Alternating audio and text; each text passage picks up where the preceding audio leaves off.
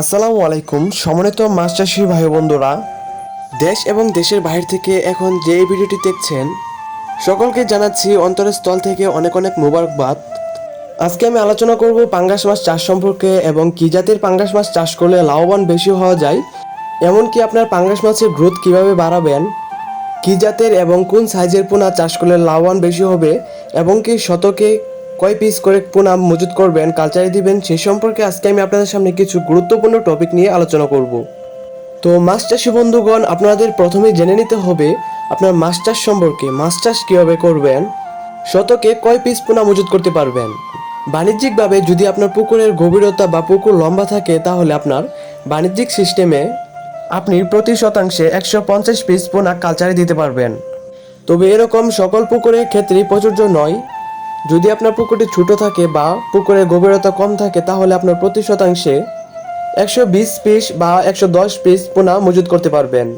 তো আপনার স্ক্রিনে যে মাছগুলো দেখতে পাচ্ছেন এগুলো হলো আপনার 1 কেজিতে 6টা থেকে 7টা 1 কেজি। আপনারা যারা অল্প সময়ে মাছগুলো চাষ করতে চাচ্ছেন তাদের জন্য এই মাছের পোনাগুলো, এই মাছগুলো চাষে লাভবান হওয়ার খুবই সম্ভাবনা থাকে।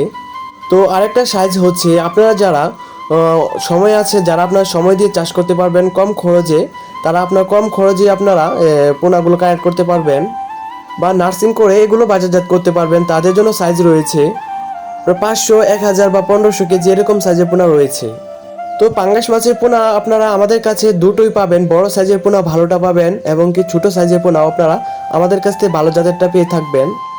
আর এগুলো হলো আপনার বয়স্ক মাছ, চাপের পোনা, এই জন্য এই মাছের পোনাগুলো বড় সাইজ।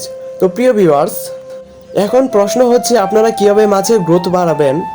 তো মাছের গ্রোথ বাড়ানোর জন্য প্রতি 15 দিন পর পর ভিটামিন প্রয়োগ করতে হবে। যেরকম ভিটামিনগুলো প্রয়োগ রয়েছে, প্রতি 100 কেজি খাবারের সাথে 500 গ্রাম ভিটামিন মিশাতে হবে। আর ভিটামিনের মাঝে থাকবে A to Z, অর্থাৎ ভিটামিন, ক্যাপসিয়া, আয়রন, এমনকি বিভিন্ন উৎপাদন থাকবে এই ভিটামিনের মধ্যে A to Z। তো আপনারা কোন কোম্পানির ভিটামিনটা দিবেন, তো এখন কথা হচ্ছে আপনারা চাইলে কোয়ালিটি নিতে পারেন, ACI নিতে পারেন, আপনারা একোয়া কোম্পানিটাও চাইলে নিতে পারেন, অথবা যে স্কয়ার কোম্পানিটা রয়েছে সেগুলো আপনারা নিতে পারেন। তো প্রিয় ভিউয়ার্স, মাছের খাবার দেওয়ার নিয়ম হচ্ছে দিনে 2 বার দিবেন, যখন আপনার রৌদ্রটা উঠবে তখন দিবেন। আর যদি আপনার মাছগুলো বড় সাইজের হয় তাহলে আপনার হাতে বানানো খাবার, প্রাকৃতিক খাবার দিতে পারেন, যেরকম আপনার রেড ল্যাম্বল প্লাস শুটকির গুঁড়া, মেগা পাউডার দিয়ে, তারপর সরিষার খোল প্লাস আপনার ভুসি, তারপর আপনার ধানের কুড়া যেটা রয়েছে পাউডার কুড়া, এগুলো আপনার মিক্সচার করে আপনারা চাইলে হাতে বানানো খাবার দিতে পারেন।